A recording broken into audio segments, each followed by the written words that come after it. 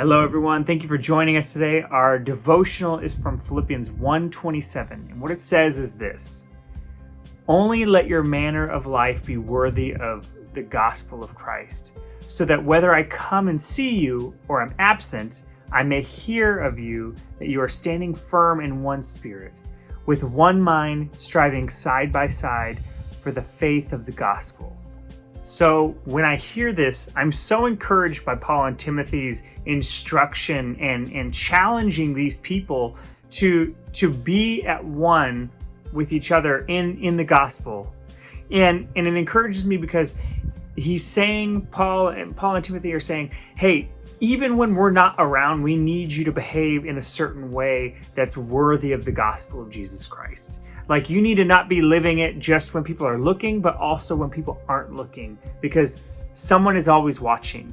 And you're like, well, someone's always watching, but in reality, like, God is always watching. Does it make sense? Like we need to be living like that. Like Pastor Fred said yesterday in his message, we have lost this fear of God almost. We've lost this understanding of the power and might of who Jesus Christ really is. And so Paul and Timothy's challenge to these people, this church, is always be an example of Christ. And it reminds me of when I was a kid. I used to go over to my friend's house, and my parents would drive me out there, or they would drive me to any friend's house. They would just always remind me when I was going out there, right before I get out of the car, behave yourself. Remember that you're a representation of our household there. And it always reminded me of, like, wow, like, I am representing my parents to these people.